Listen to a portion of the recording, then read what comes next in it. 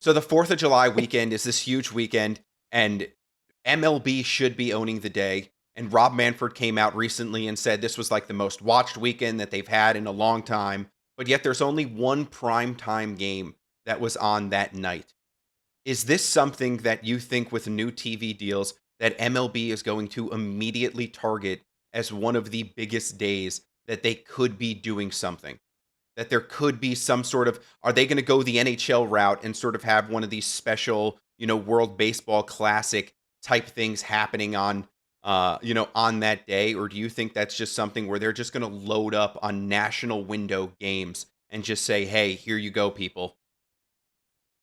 So let's talk about that. That's a great question. What do you like doing on July 4th? You go to a barbecue during the day.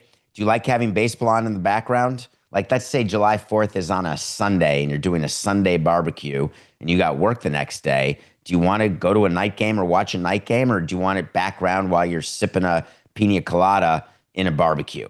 We Yeah, always fought about this. I think that's a big thing. Is that like that is the perfect opportunity to have something on in the background. It's just you're just with your friends, you're with your family. You put a game on. You've got hot dogs, hamburgers, a couple of brews, and like that's the perfect time to have a baseball game on because you can sort of tune in when you want, and catch some action.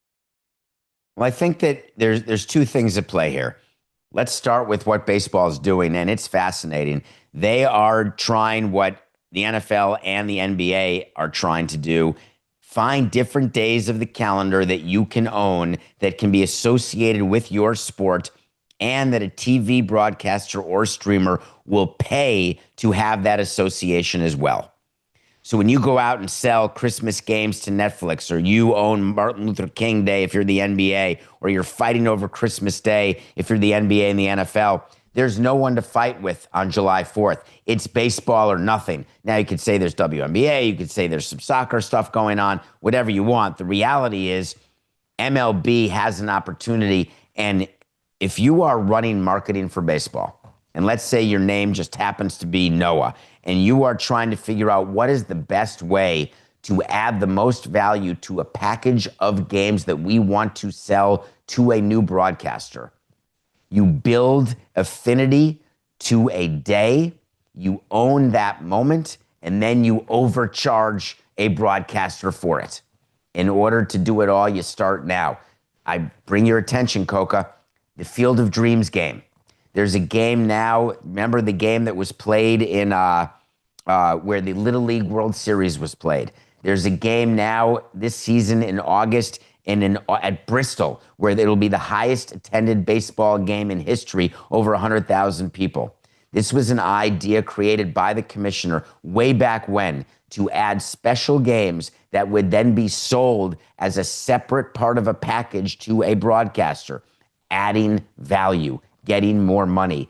And this is a great example. You announce that you want to own July 4th, Coca, and then all of a sudden you own it. And the other thing we should talk about is whether it would just be a regular season game, or do you do something different that day? And my argument to you, Coca, is they will not do something different. Can you explain to me why the All-Star game isn't on the 4th of July weekend?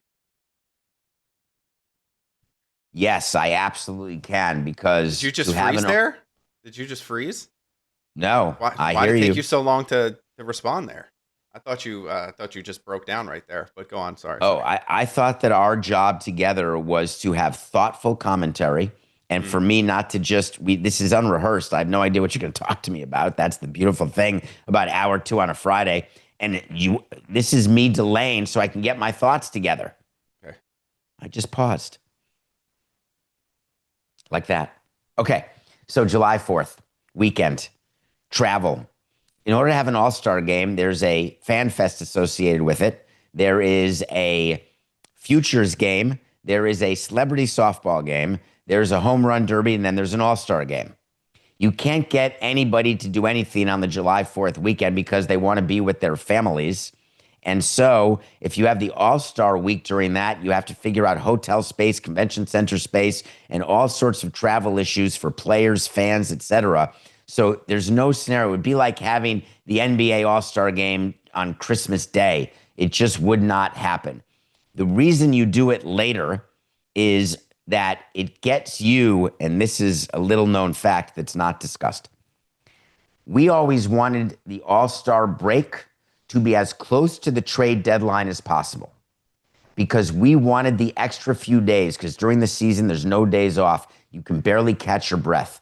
When you get off from Sunday to Friday, you have an opportunity to get your baseball people together and make sure that you are in sync with what your plan is heading into the deadline, which is only 2 weeks later.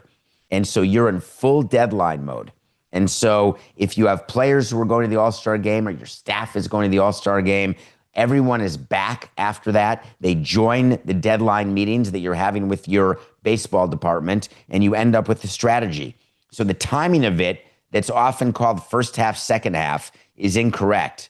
There's pre-break and post-break, but teams are already going to be at 95 games, sometimes a little more, before the break, and it gives you an idea of where your team is.